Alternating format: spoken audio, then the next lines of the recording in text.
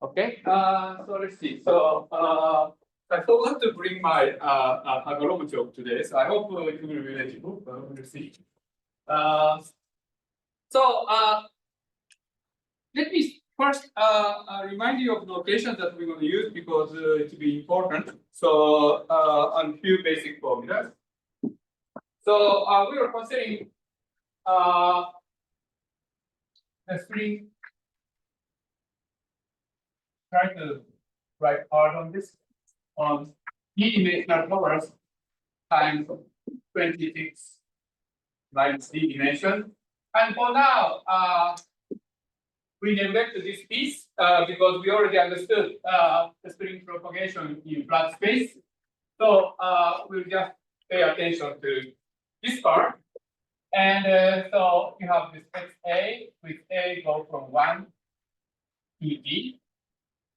And the important thing is that if you compactify string theory on torus, then this xa is decomposed into left moving part, which depends on z, and then right moving part, which depends only on that part.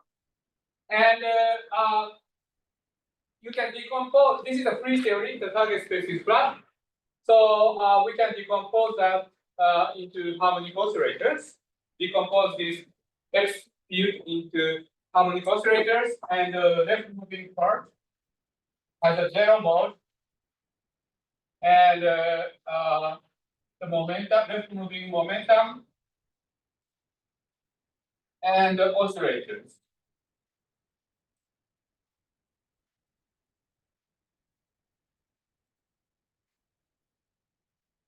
And then right moving part has zero mode and momentum and harmonic oscillator.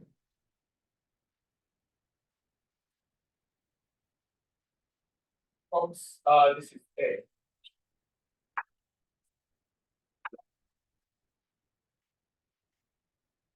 And so I'm assuming that worksheet is a cylinder.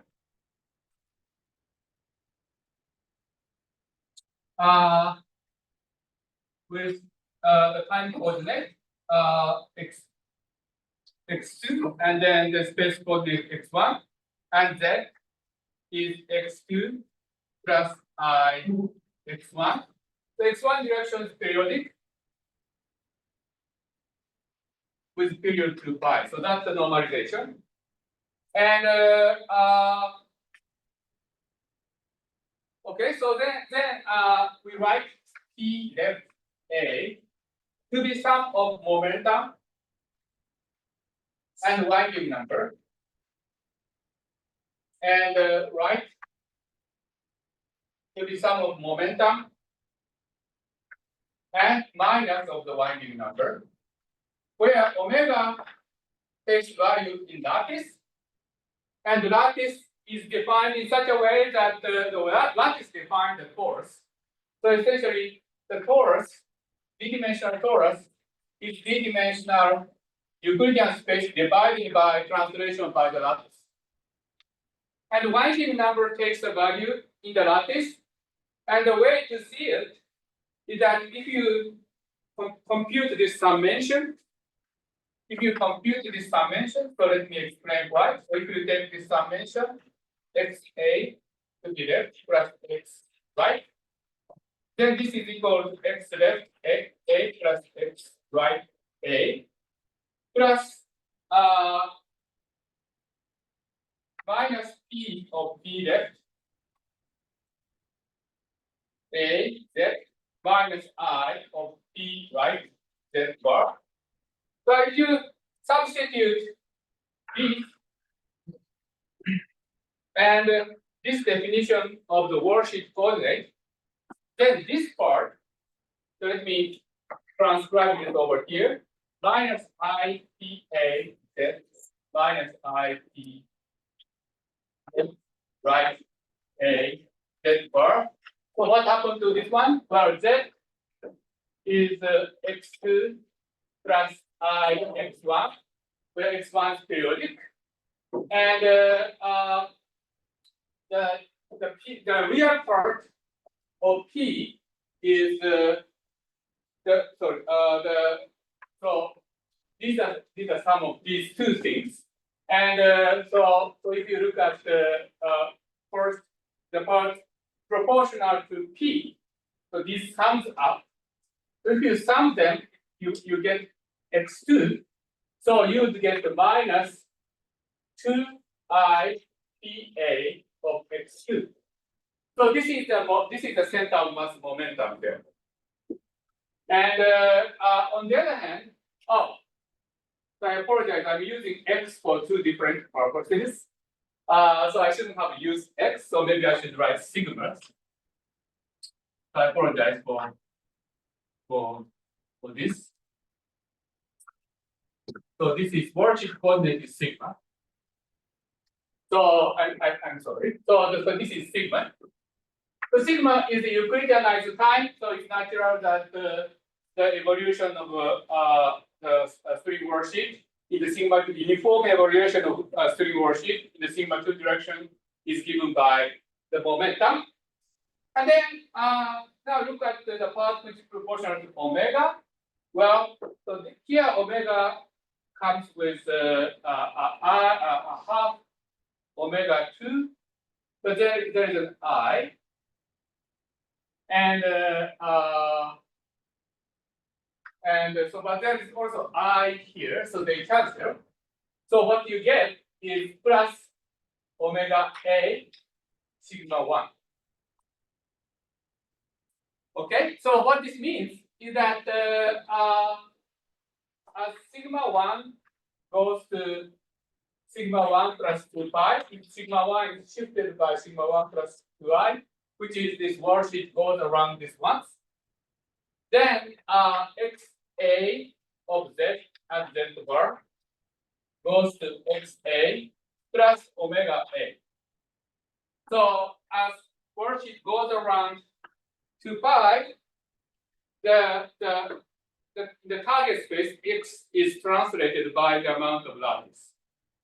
But on the torus, the Euclidean space is theoretically identified with lattice lambda. So therefore, such embedding of the worldsheet to target space is well defined and periodic in the target space. Okay, so that's why omega takes value in the lattice. And x itself, the center of mass coordinate x, this is the center of mass coordinate is x. The sum of xl plus x, right? This one. So this one also takes value on torus, so it is periodic with translation lambda.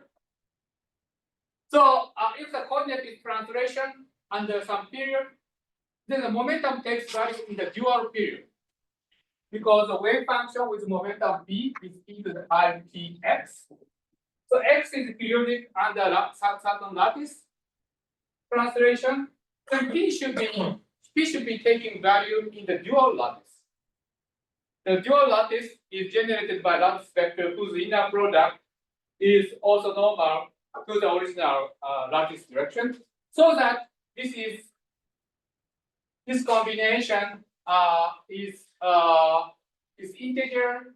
So, well, I guess if you have 2 pi, I guess there are some 2 pi's here, then this will be periodic under lattice translation and well-defined wave function in the target space. Okay, so that's why the winding number omega takes value in the lattice and momentum takes value in the dual. Okay, so that's what one of the things we did. And the other thing is the calculation of the partial function. So you can think of this part.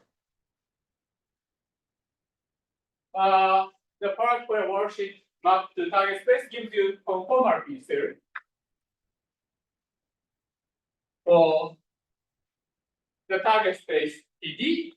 And for this part, we can calculate the partial function trace of Q to the L0 minus C over 24, Q bar to the L0 bar P minus 24. So and then in our case, this is D, because you have D free bosons. And so we calculated this and then obtained this formula.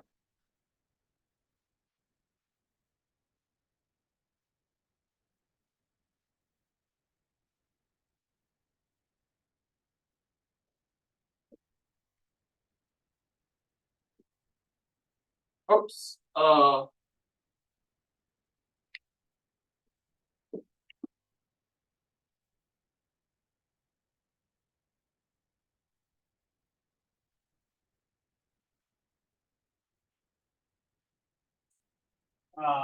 One half of T plus one half of omega squared over of one half of P minus one.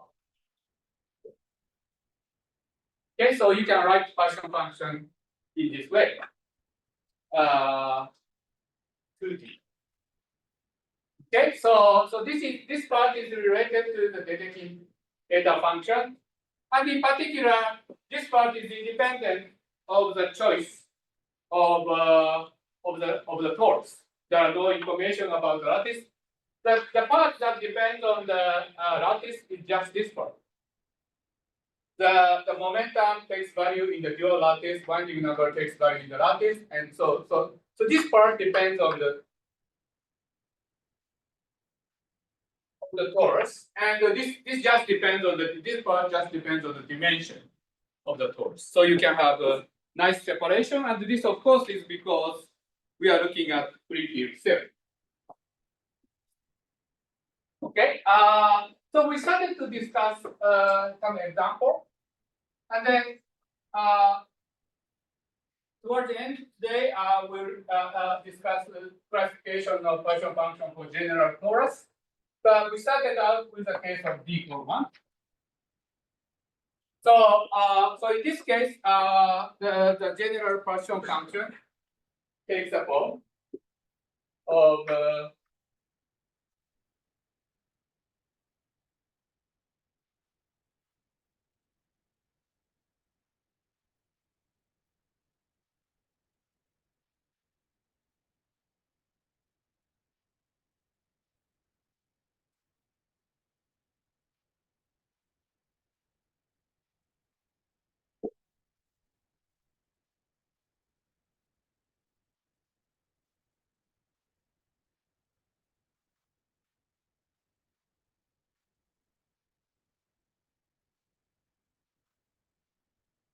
okay.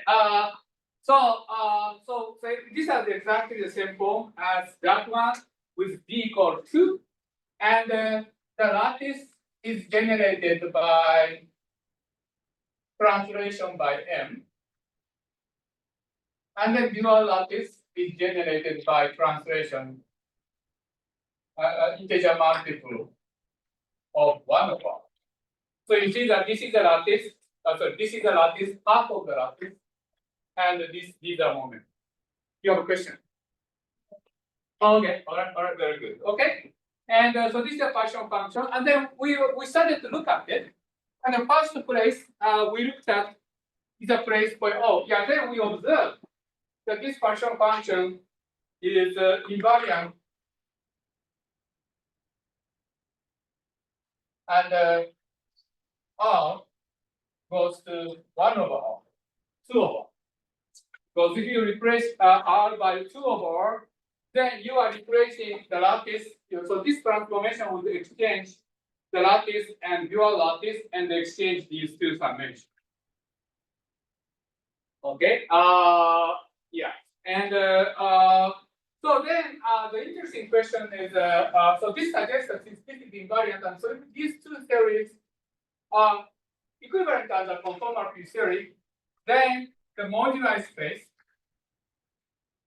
of CFT on the circle, which is one-dimensional torus, is half line starting with R is equal to square root of 2. So then it becomes interesting to understand what happens at r equals square root of 2. So we started to discuss that. And then we noticed that as you expand z, well, you have 1 over 24 cube of minus 1 over 24. But then there is a vacuum, and then there is a 3 cube. Plus etc. And then 1 plus 3 cube bar plus etc. And so this means that there's a term which is 3 times q, and there is a term which is 3 times q bar. And so we try to understand what these are, and then we realize that there is a SU2 symmetry at that point.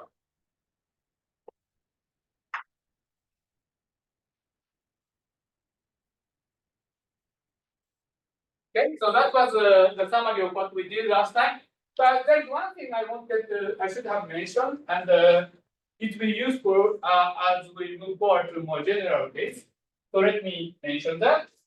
So in general, if you have CFT partition function,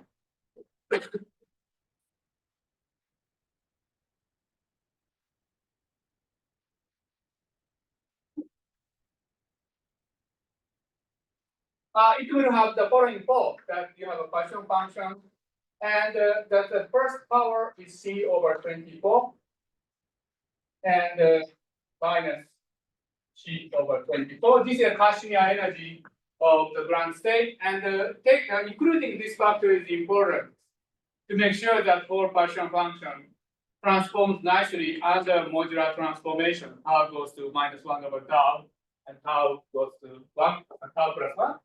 But then there is an expansion. The first term is 1. The first term is 1. This corresponds to the vacuum, the lowest energy state. And normally we assume that conformal field theory has a unique ground state. We can ask, well, what happens in CFT with multiple ground state or no ground state. But for now, let's consider a situation where conformal field theory has a unique ground state. And then there is an excitation. In general, excitation might be degenerate, so you can have several of them. And you can have QH1 and Q bar H1 bar. And then you can have secondary excited state of Q of H1 to H2, Q bar of H2 bar. Okay, so this is sort of structure of the partial function, but we require modular invariance.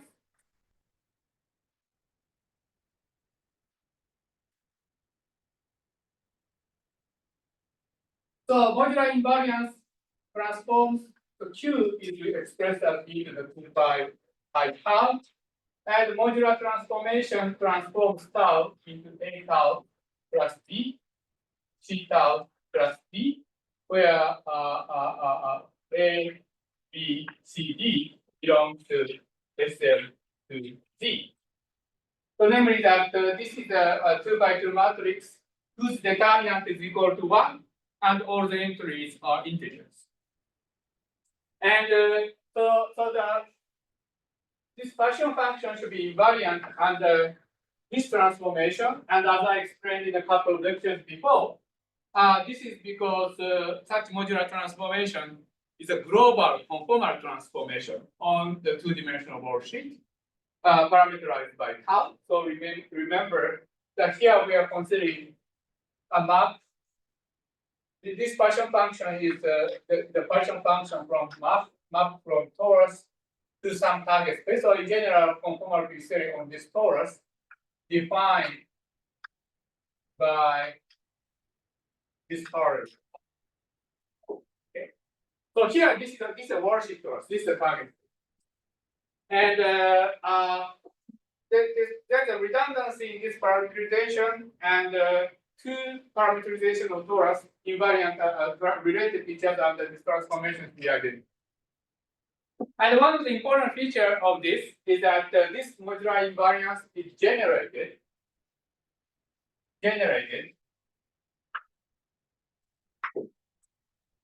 by two transformation. One is F transformation, which sends tau to -1/tau, and T transformation, which sends tau to tau plus 1. Okay, S transformation is actually profound. It gives you very non-trivial relation between all these coefficients. But T transformation, invariance under T transformation is, well, first of all, because this SL2Z is generated by this, in order to ensure that this theory is invariant under modular transformation, it is sufficient to check that they are invariant under these two transformations.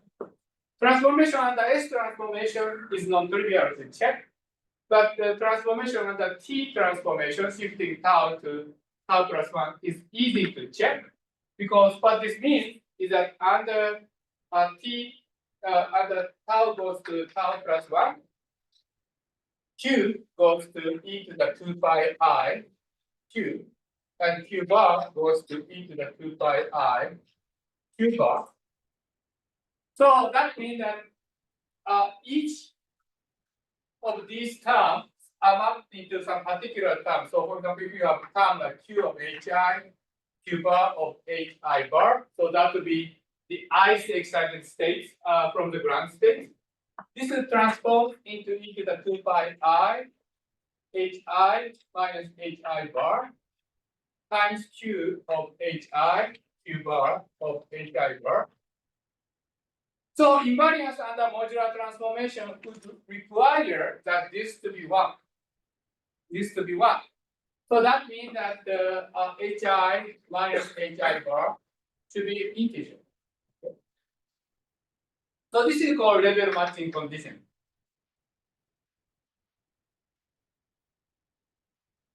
So in general, depending on CFT, H and H bar can take variety of values. For example, in the case like that, you can actually change continuously as you change the radius, but it has to be in such a way that H minus H bar is always integer. So for example, we can check this in this example. So in this case, for example, we can expand this in power of Q, and well, the power of Q can come from these oscillators. But we can also look at the power of Q coming from this term. So for example, this summation would generate a term where each of these would correspond to H is equal to 1/2 of R over M plus N plus 1/2 of M R square, and H bar is equal to 1/2 of NR minus M over 2 R square. So then, if you take the difference of H and H bar, then you can easily check that this is equal to NM, and so this is indeed integer. So this is consistent. This is fine. Okay, so certainly this Poisson function satisfies invariance under T transformation. Invariance under tau transformation is a little bit more non-trivial. You need to perform what is called the Poisson resummation, which I will explain later in a more general sense. Okay? Can you remind me of the definition of Q? Q is Q is defined. I wrote it over. So tau parameterizes the torus. The word is torus, and Q is related to this, and then this. Okay.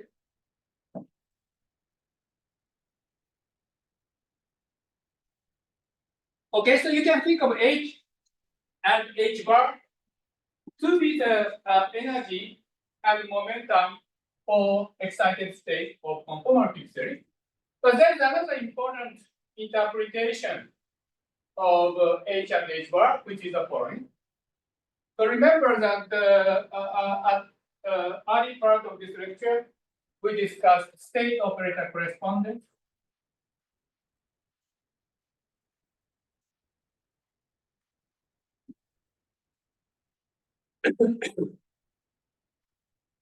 So we discussed the state operator correspondence. So namely, for each state in conformal P theory, so suppose you have a state propagating in conformal field theory. So this will be state. Then you can map this into some concentric circle. So this is the Euclidean time direction. So this will be the time direction. So you can have this map. So this is W. And this is Z coordinate. Then you can write W to be equal to e to the Z, where Z goes to minus infinity corresponds to the origin, and Z goes to infinity plus infinity goes to the infinity. And so then there is an operator sitting at the origin. So there's a correspondence between state and operators. So if you have a state with conformal dimension h and h bar, then there's a corresponding operator in conformal field theory which has this wave. So what does it mean for this state to have this wave? Well, F0. So what h and h bar means is that this operator, this state phi, has a F0 eigenvalue h and F0 bar eigenvalue h bar. Right? So this is what this means. But if you remember that L0 in this language of W corresponds to the transformation of omega by scale transformation, and L0 bar to be omega bar transforms to the scale transformation. This is what L0 means, because L0 and L0 bar are translation and rotation of the cylinder. And under this map, the translation becomes dilatation. So it's scaling of the omega coordinate. So this means that under scale transformation of W coordinate, this field omega transforms like weight h under scaling of W and weight h bar under scaling of W bar. So it's actually nice, natural to write this field phi with extra factor like that. So it's natural to think that the corresponding field is invariant if you consider this combination. This is what this scaling means. That so this is. But if you know the language of differential form, this is like differential form. Or you can think of when h is integer, then phi would be a tensor, where with h index of W and h bar index of W bar. But in general, h can be fractional or even irrational. So this will generalize this notion. So this brings back to the case of r equals square root of 2. So remember, when r is equal to square root of 2, the partial function has this form. You have this. And then you have the vacuum state, and then you have 3q, and then you have 3q bar, etc. So what this means is that there are 3 states of conformal dimension 1, 0, because it's a single power of q and no power of q bar. So that means that there are 3 operators phi, which is natural to transform like this. So namely, it's a vector. So let me transcribe this over here.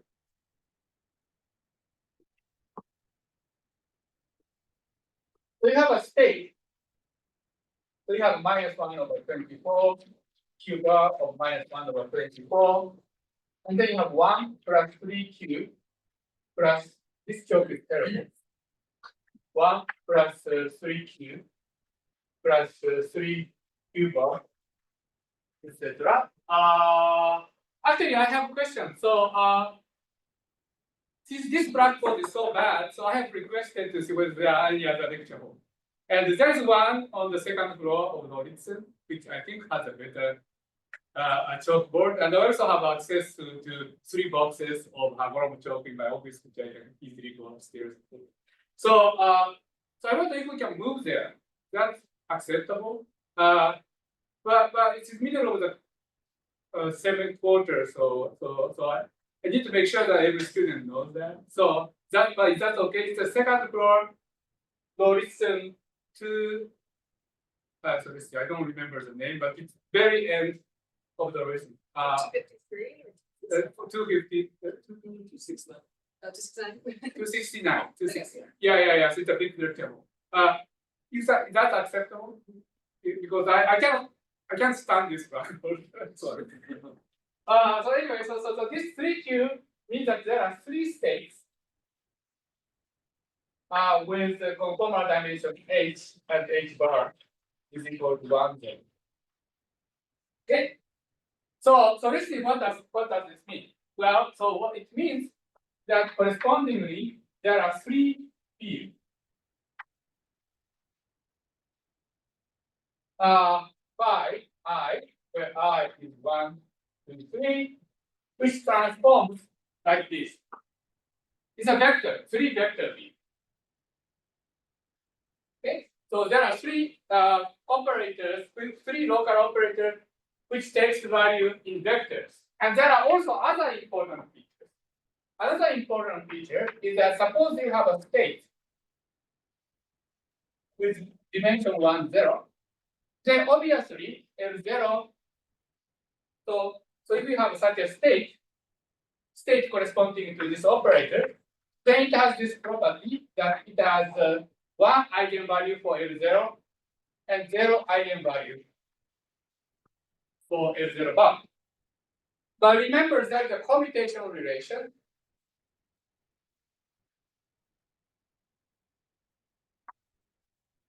between L0 and L0 bar.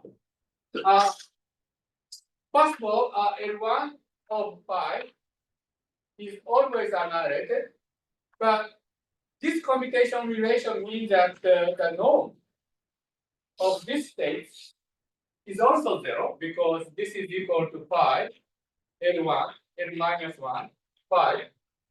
But then if you use this commutation relation and this relation, this is equal to twice. So this is bar. Twice of phi L0 phi. But this is equal to 0 by this definition. So that means that L minus 1 bar of phi should vanish. Translating this statement into this field means that del z bar of phi I is equal to 0. So this means that there are 3 fields, all 3 of them are conserved in this sense. So namely that if you have a conformal field theory which contains operators state of this conformal dimension, there is a vector field which is conserved. And there are 3 of them. And this is what SU3 symmetry is SU2 symmetry is generally. So away from this point, there are only 1 vectors, but at this point there are 3. So so these phi, there are 3 phi, so there's a phi 3, which is pi of del of xl, and then you have a phi plus minus, which is e, I square root of 2 plus minus of x there, and this makes F2C. Okay, so this is what happens at R is equal to square root of 2.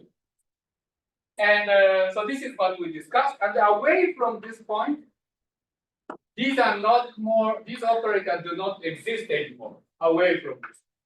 This operator exists only at this point. So therefore, SU2 symmetry is broken as you move from this point to away from this point. So this is like spontaneous symmetry break. So you at this point you have enhanced symmetry, and away from this point, symmetry gets broken. Okay, so so this is one important point. There is another interesting point, which is R is equal to 2. So I'd like to tell you about this point next. R equal 2 is dual to R equal 1. This is these are related to each other, and R goes to 1 over R. So we might as well talk about R equal 1. So let's look at what happens to this point. This is another special point in this conformal moduli space. And to see that, let's look at the partial function at that point. So let's write down the partial function at R equal 1. So this is a general partial function. So let me first write the original form of the partial function.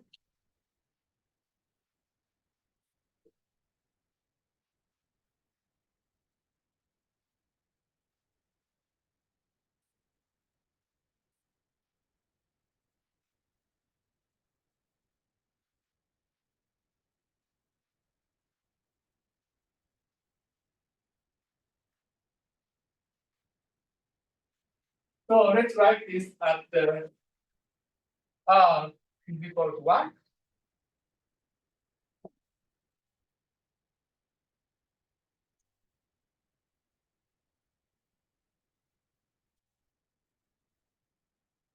Okay, so R equal 1. So as I said, this partial function depends only on R only at this point.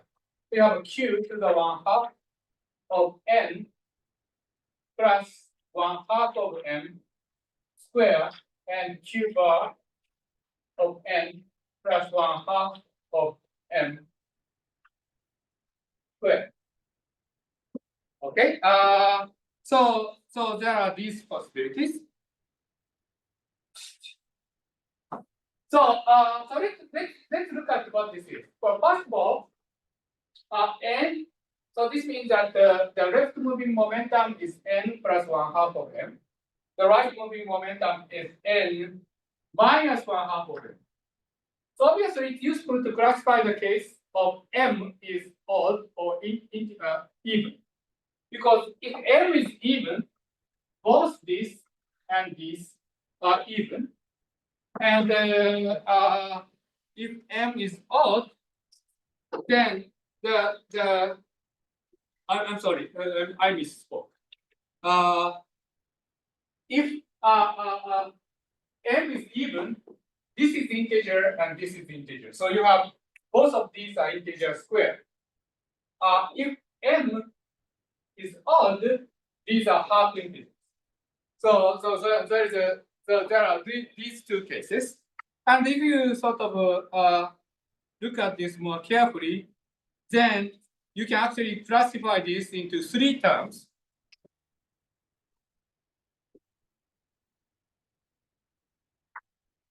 So you can actually write this as the same thing. So let's just write this part. So at R equal 1.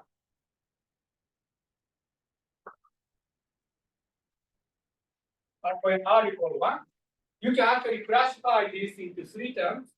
So one important difference is whether M is even or odd. And then there is one more possibility, one more point we have to make, because if M is even, so suppose, okay, so if M is odd, then N plus minus 1/2 of M is in the half integer, odd integer. And M is even, N plus minus 1/2 of M is an integer. But more also importantly, the difference between plus and minus is an even integer. Okay, so we have to take that into account. So taking that into account, we can write this as 1/2 of 3 terms, which is one is sum over q of 1/2 of n square, absolute value square. And then second term is summation n, minus 1 to the n, q to the minus 1/2 n square. And then third term is the summation n, q of 1/2 of n plus 1/2 square. Okay, so this third term is reorganization of this summation when m is odd. And when m is even, you have these two possibilities, but the difference has to be always even integers. And this gives you some kind of projection to select the case when the sum is even. Okay, so you have these three terms for this part of the summation. And there is actually Dirac formula, whose derivation I don't have time to explain, but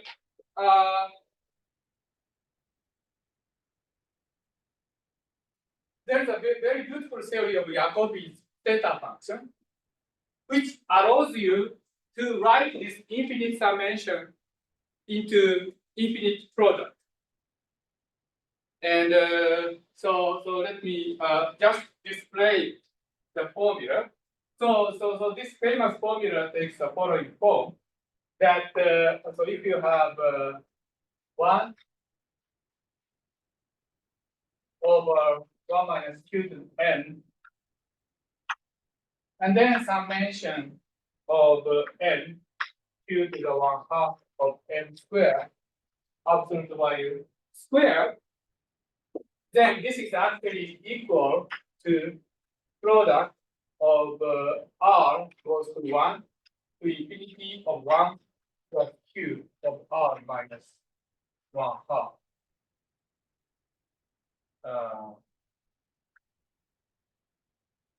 Square.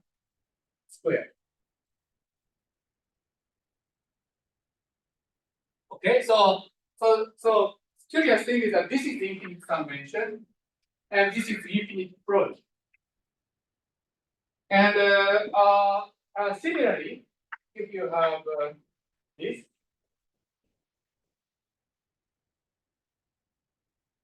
and summation n q minus 1 to the n q to the 1/2 n square, then you can write this as r equal to 1 to infinity 1 minus q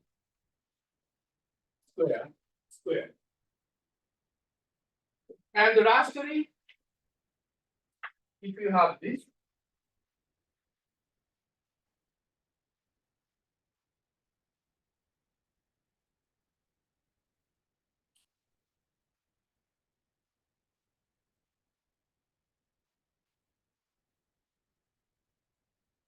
then you have q to the q of 1/8, and then r equal 1 to infinity 1 plus q to the r square. Okay. So this is this curious formula. You can look it up in your table of functions or mathematical notes. This famous formula. This is derived from Carl Jacobi in 19th century. This type of infinite summation has lots of useful property, and this is actually one of the first one, where infinite product of infinite product of q function can be expressed as infinite summation. Something. We can see whether this makes sense. For example, the first term on the right hand side is 1, obviously. And of course, n equals 0 will give rise to that form. And you can check first few terms whether they are real or not. Here you have this curious q to the 1/8 and factor 2. And that corresponds to the case when n equals 1, n equals minus 1 and 0. Because n equals 0, this is 1/2. 1/2 square, 1/4, and some additional 1/2, so that's 1/8. But that 1/8 factor exists for both n equals 0 and n equals minus 1. So there's a factor of 2. So it works out. Okay. So there's this very curious phenomenon, but this is very interesting. So this suggests, and as I will explain right now, this suggests that this theory, even though is supposed to be a map from the worldsheet to a circle, secretly this theory contains fermions.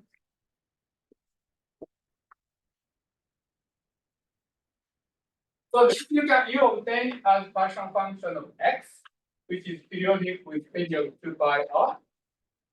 This was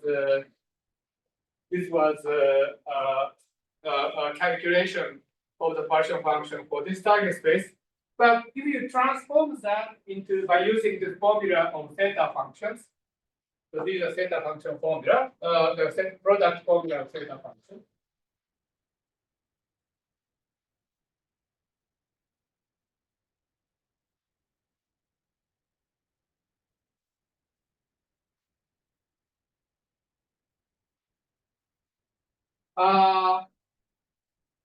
We can interpret the right-hand side as partial function of free fermions. Well, if you have taken, and you must have taken the course of statistical mechanics, you probably recognize this because the reason that you have this eta function factor here to begin with is because the bosonic field satisfies Bose-Einstein statistics. The partial function of bosonic harmonic oscillators have this type of structure because if you have 1 minus q, then you can expand it as 1 plus q squared plus etc. So this is correspond to the harmonic oscillator with the ground state, first excited state, second excited state, etc. And indistinguishable excitation. So these are Bose-Einstein statistics. So this factor is reflecting the Bose-Einstein statistics of harmonic oscillators for bosonic field. And then this factor is sum of a momentum and winding. But if you look at this, now you have this product in the numerator, not in the denominator. And so these are typical to Fermi-Dirac statistics. Fermi-Dirac statistics. And so namely that if you have excitation with frequency omega, then you have either fermion not excited and excited. You only have 2 terms. So you see that each factor has only 2 terms. And so that's correspond to the fact that suggests that actually there is a Fermi statistics interpretation of this formula. So this formula that discovered by Carl Jacobi in 19th century has an interpretation that this theory has a Bose-Fermi correspondence. That initially we were writing the partial function for free bosons, but it turns out that you can interpret it as a partial function of free fermions. So let me exhibit what these fermions are. Okay, so what this means is that the partial function of free bosons at r equal 1 has this structure that you start with this, but then you have these 3 terms.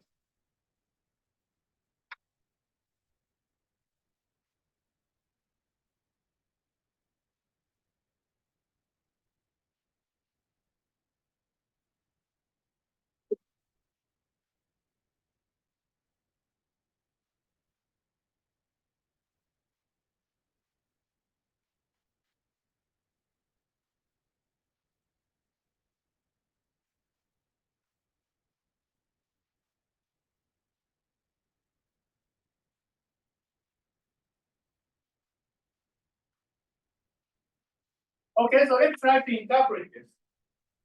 Well, let's try to interpret each term one by one. Well, we'll have to interpret what we mean by minus sign here, but I will get to that later.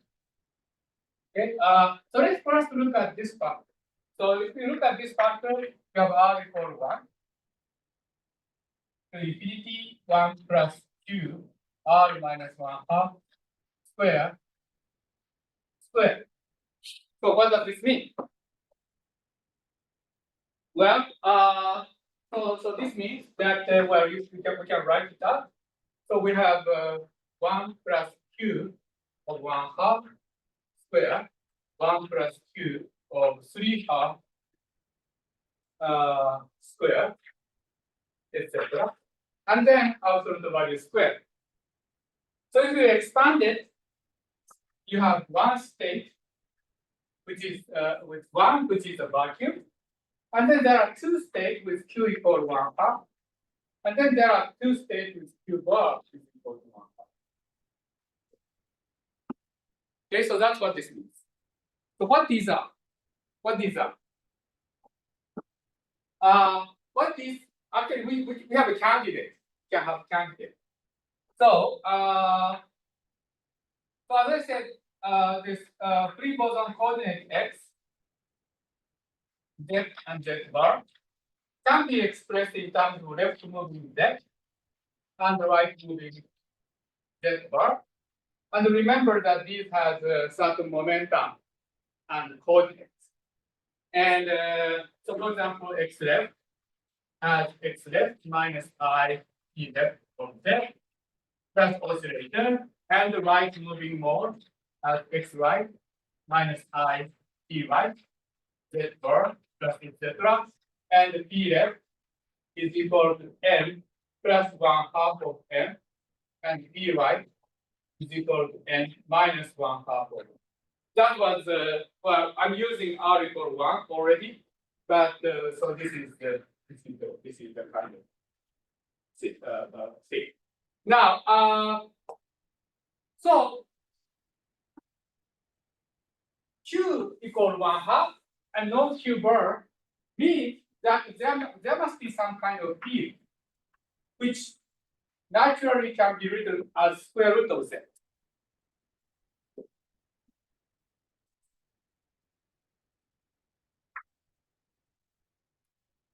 And there are two of them. So we can actually write plus minus. And then this suggests that there is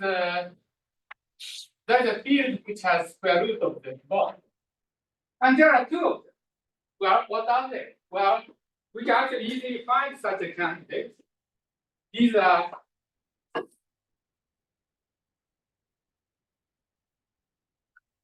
psi f plus minus just e to the plus minus I of x left of z.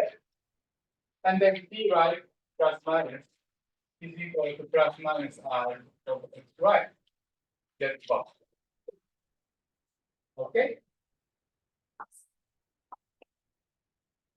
This satisfies exactly. You can easily check by calculating the commutator of these fields with Virasoro operators. So these exactly satisfy the properties that, for example, for psi left, this has h left is equal to 1 half, h right is equal to 0. And this one has h left is equal to 0 and h right is equal to 1 half. And there are two of them, so that exactly accounts for this. Unfortunately, these are illegal things. These are illegal.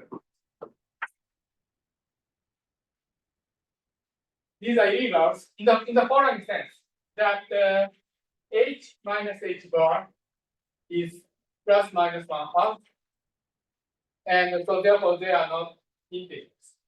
I told you that conformal invariance requires that h minus h bar has 3 integers, and this violates the condition. And the basic reason why we have this another factor is actually to cancel out these terms. So this term potentially exists, but we cannot actually say that this state exists in the conformal Hilbert space. But we can actually build conformal Hilbert space by out of these operators that, except that we can just project out these things. What I mean by that is the following. We can account for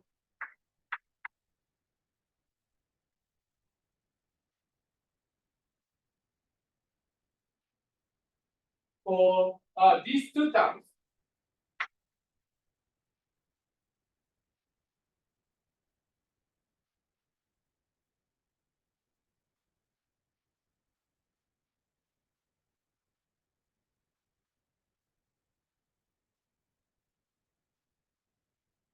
And then I think there must be 1/2. I think I forgot to put 1/2. Yes. We can account for this.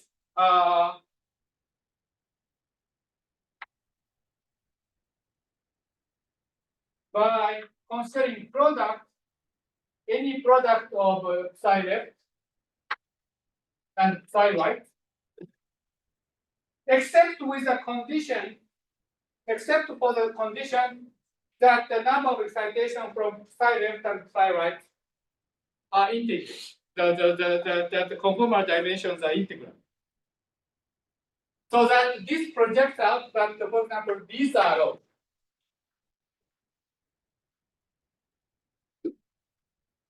These are all.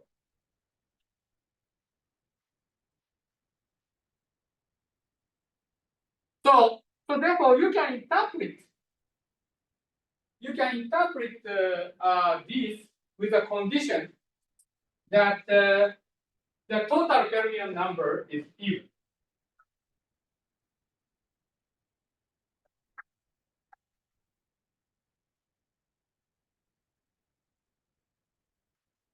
That the total fermion number, the left moving fermion number and right moving fermion number is even.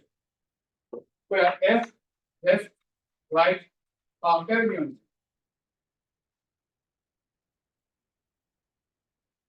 Oh, I didn't tell you that these are fermions. I should tell you that these are fermions. So these are fermions for a variety of reasons. One of the reasons is that these are not single value. And that's why this is not arrow. These fields are not arrow. This is not single valued, as you can see, because there's a square root in here. So therefore, there is a branch cut. So square root of DC transforms into, so therefore psi f, for example, transforms into plus dw under Cornell transformation modulo plus or minus sign, because there's a branch cut ambiguity in the square root. So that's one of the reasons to see that these must be fermions. Another reason to see that these are fermions is the following.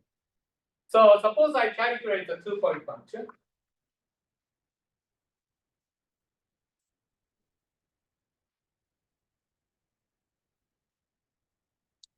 You can easily see that by using this formula, you can easily see that 2-point function goes like z minus w.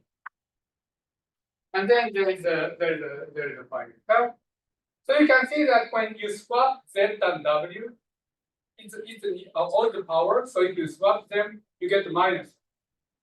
So this is exactly what fermions are. You have fermion creation operator at 2 points in space. You swap them, you get minus sign. So this is another way to see that these are fermions. So in fact, we can actually derive this partial function by starting from free massless fermions in 2 dimensions, and then perform standard canonical quantization, and then you can actually arrive at this partial. So let me show that.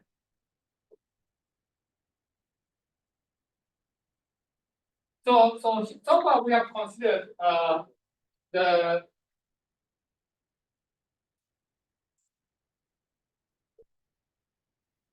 free boson whose target space is a circle, and we show that at circle, when the circle is the radius of the circle is 1, we can transform the infinite summation of momentum and winding number into infinite product.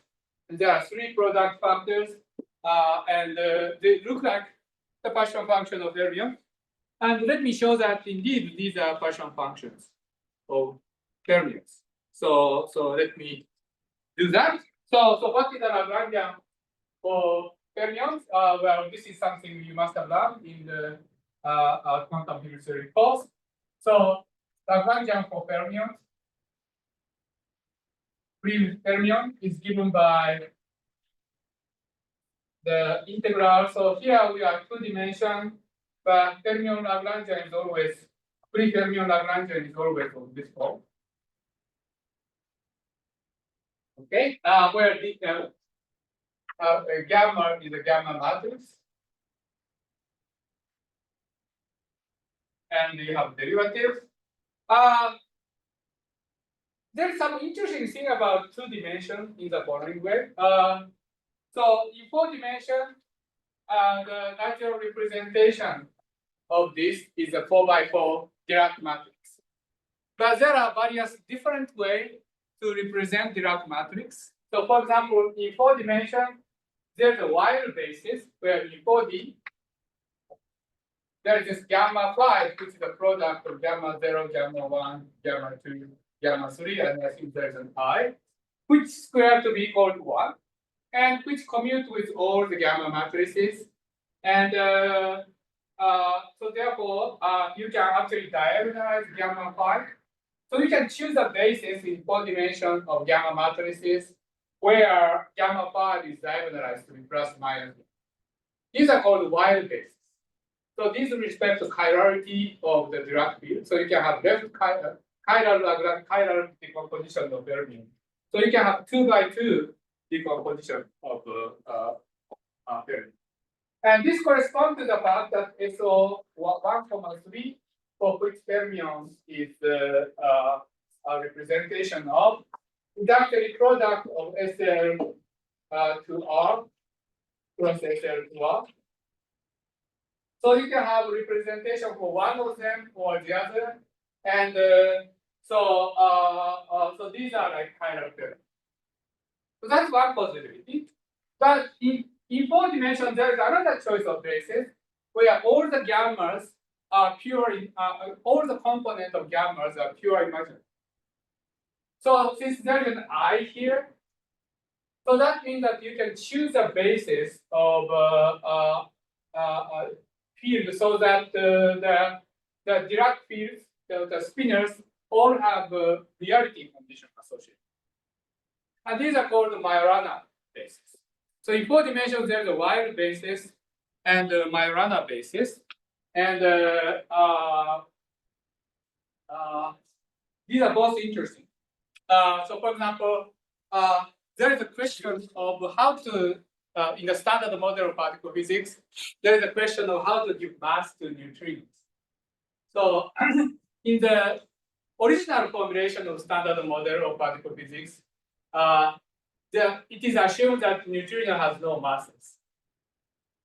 We say that standard model has 19 parameters, and these 19 don't account for mass of fermions. In fact, neutrinos.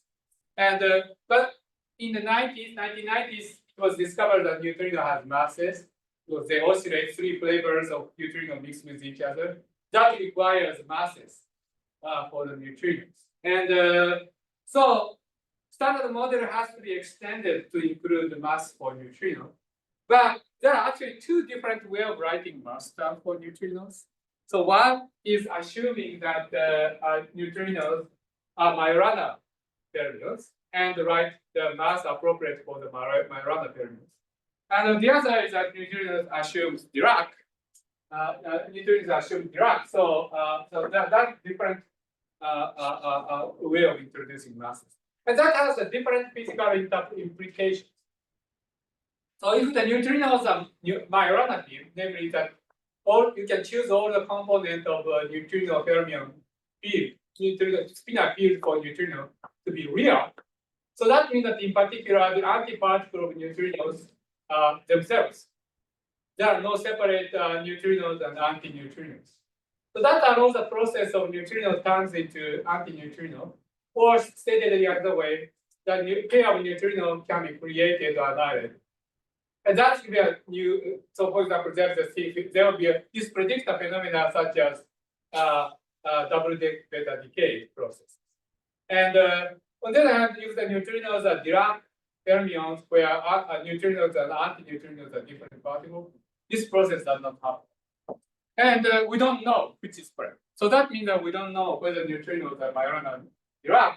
So even though we know that standard model has to be extended to allow neutrino masses, but we don't know how standard model to be extended. So in that sense, standard model is not free. So anyway, so that's 4 dimension. And the important thing in 4 dimension is that you can choose the basis of Dirac matrix so that it is Majorana, that is that all the bases are pure imaginary, or in a basis where gamma 5 is diagonalized, but not both. You cannot impose wild condition and Majorana conditions simultaneously. However, in D-dimensional Minkowski space with D is equal to 2 mod 8, we can actually have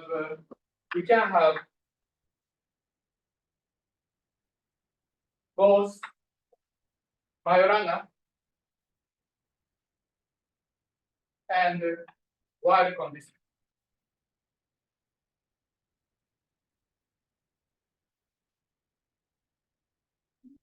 Okay, so this is interesting. So this actually is a very interesting representation of theoretical fact about the Lorentz group. That you can write down the Dirac matrix like that. You can have a representation of Dirac matrix which satisfies both Majorana and wild conditions. And so it's interesting that the first 2 non-trivial dimensions which satisfies D is equal to 2 and 10. And both are relevant for superstring. So in superstring, worship is 2-dimensional, and target space is 10-dimensional. And it's actually one of the reasons why this is so is because in these spaces, Majorana and wild conditions are simultaneously possible. In Euclidean space, we need D is equal to 0 mod 8. So that means that D equals 0 or 8 or 16, etc. And this also plays important role later. But let me first, and this is actually one of the reasons why heterotic string has EH cross AD8 or SO32. But we'll come to that later. So in particular, we could choose a basis where sides are both Majorana and Y. But we want to do weak rotation too. So it might if we do weak rotation, then we will need to combine 2 Majorana Y fermions to make a Dirac type fermion in order to make sense of this. So since we're gonna in this calculation, we go back and forth between Euclidean and Lorentzian signature worship. So we'll stick to the Dirac fermion. So in particular, in this case, actually, it's useful to use a wire basis. So let's choose wire basis.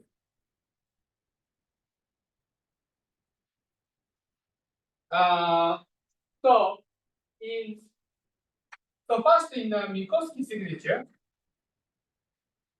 we can choose wire basis to be gamma 0 to be equal to 0, I 0. Gamma 1 to be equal to 0, minus I 0. You can easily see that this satisfies the Dirac commutation relation. Gamma 0 square is -1. Gamma 1 square is equal to 1.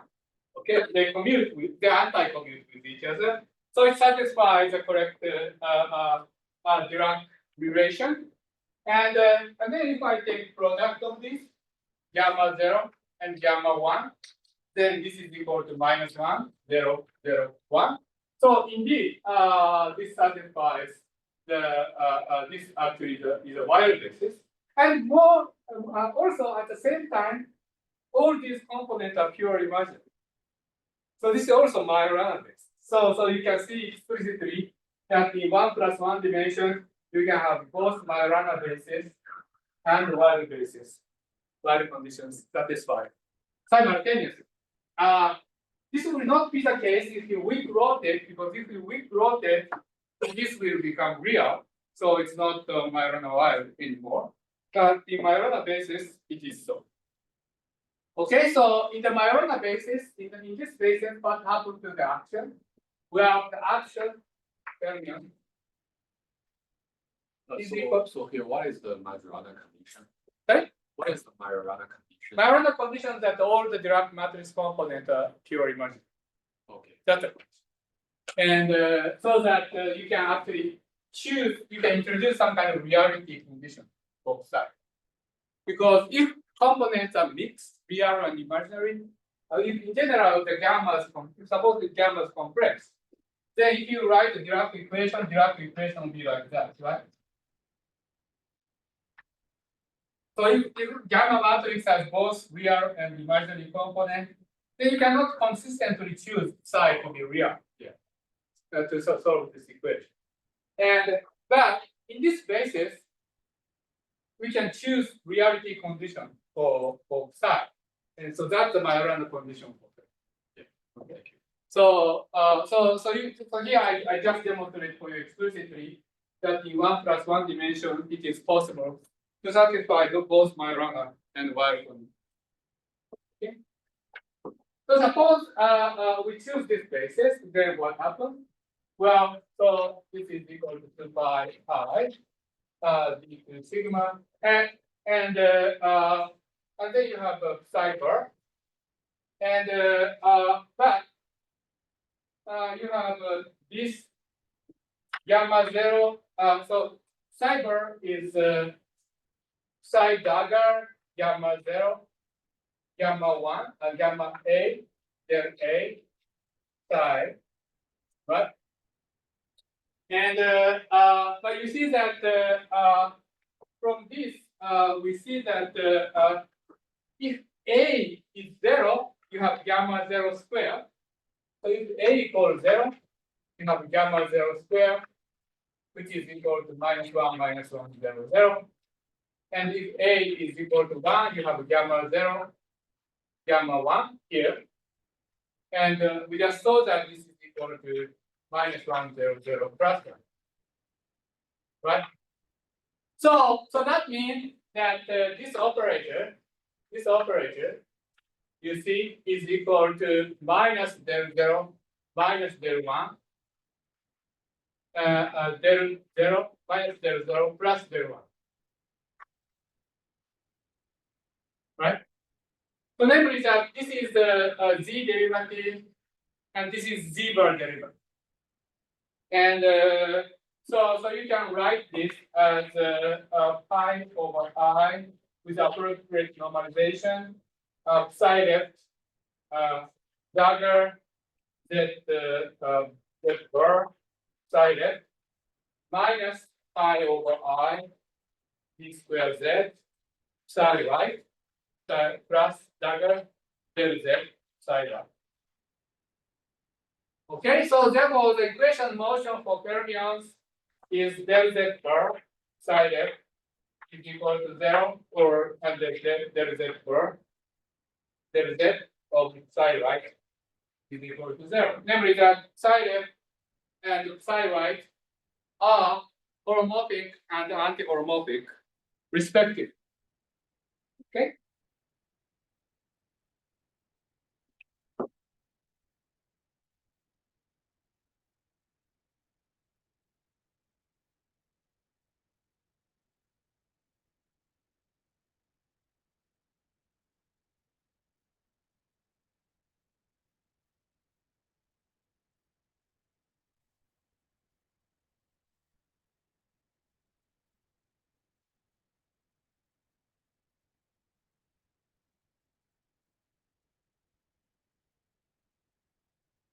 Okay, so let's solve this equation.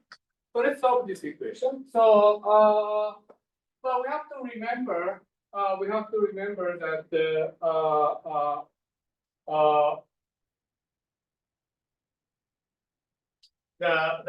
psi left and psi right transform like this.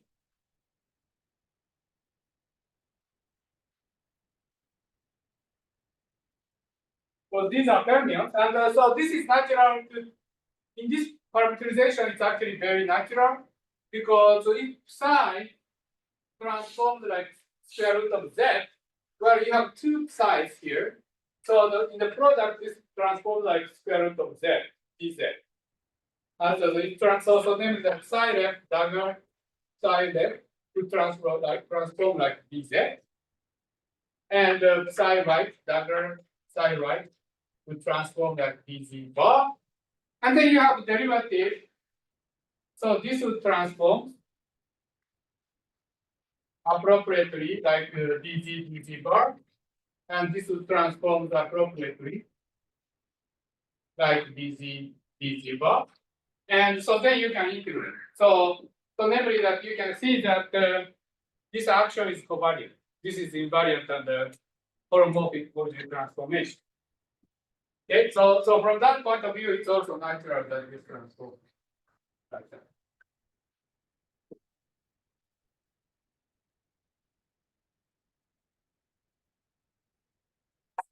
Okay. So then let's look at psi left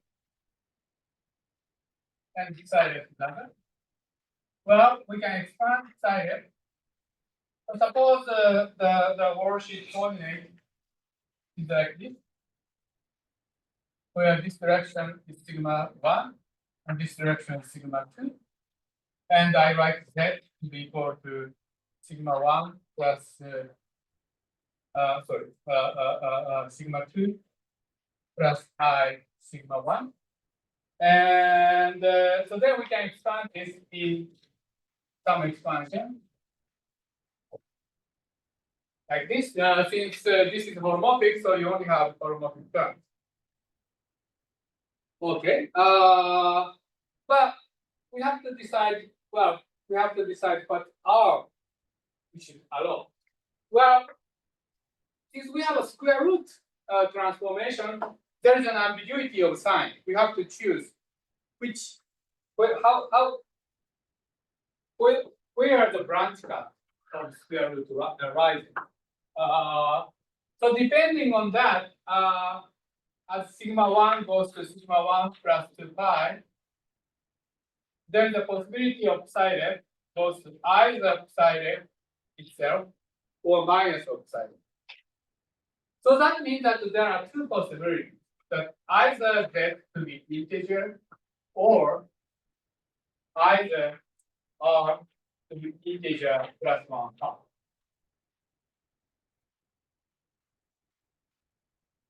So we need to consider both possibilities.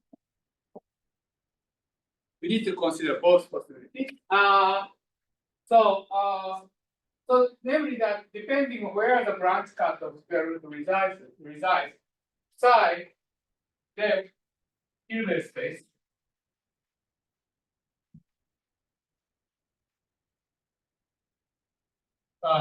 has two sectors. What this means is that the actual Hilbert space of the fermion is a direct sum of two Hilbert spaces. One Hilbert space is a representation of psi with integer moding, and another Hilbert space is a Hilbert space representing odd mode. Okay. But so let's try to construct Hilbert spaces. I have 5 more minutes, so let me first look at the structure of the Hilbert space. So we do canonical coordination. Canonical coordination is easy. We have learned, you must have learned in the undergraduate introductory course of quantum field theory. This is the first derivative Lagrangian.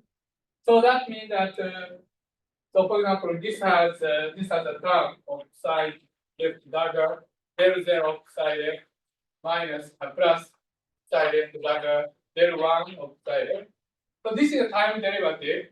So that means that the momentum conjugate to psi left is psi left dagger. So there is a commutation relation between psi left and psi right. And so the commutation relation should be the psi left dagger of sigma 2 So if it is a Lorentzian signature, the commutation relation must be of this form.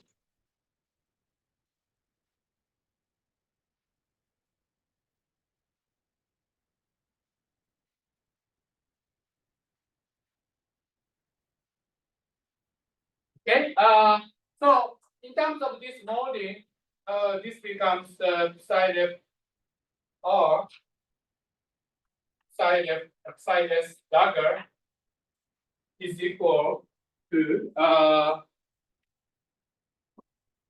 delta r plus s 0 Kronecker delta for both of these two.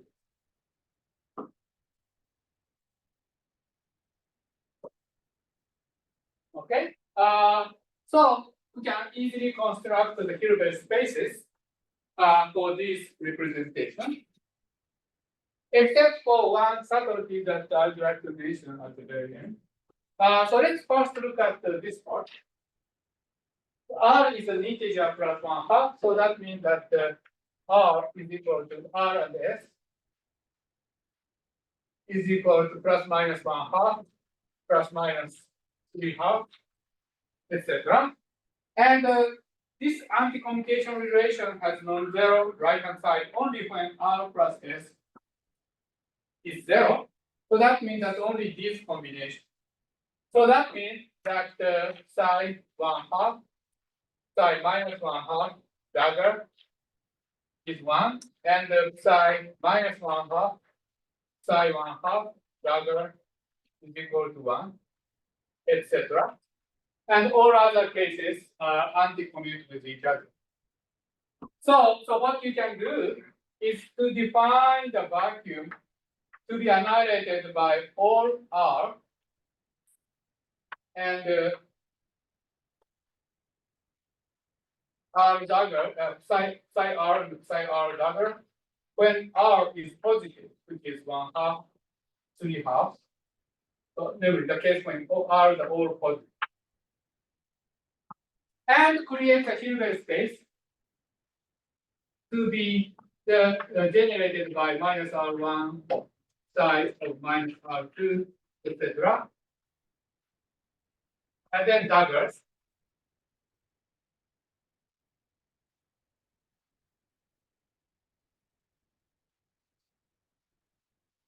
Where Ri and Si are all positive. Okay, so this is a Hilbert space. This is a Hilbert space. And this actually gives rise to this part of the Poisson function that I wrote, which is of this form. And this is what I would like to explain next. But let me just suggest that this structure of the Hilbert space gives rise to the Poisson function. I will derive this point later. So this is the case when R and S are integer plus 1/2. But when R is an integer, there is one subtlety. When R and S is equal to 0, plus minus 1, plus minus 2, etc.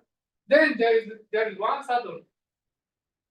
For non-zero S and R, you have anti-commutation relation like that. So basically the business is the same. You start with the vacuum state which are annihilated by psi and psi dagger with positive integer modi, and then create this fermion excitation by creating fermion creation operators. But there is a zero mode.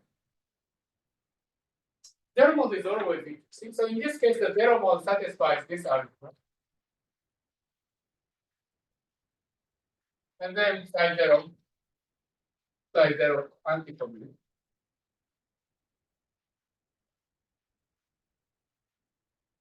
Okay, so you have this algebra where they are Hermitian conjugate of each other. Okay. So what should we do? Well, so suppose we have to define analog of this condition. We have to define analog of this condition. So So suppose I define the condition that psi zero of the vacuum vanish.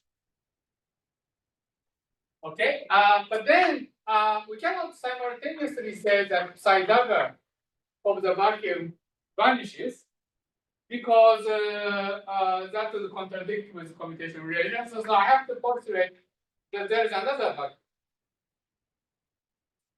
Okay. And but then if you act psi zero to this another vacuum, then you can show that this goes back to the original one by this commutation relation. So that means that for zero mode piece, there is actually two states representing the zero mode piece, which goes back and forth by acting psi zero. And so I have erased this on the blackboard, but if you go back to the note, you'll see that when I wrote the partition function for R equal 1 theory, and then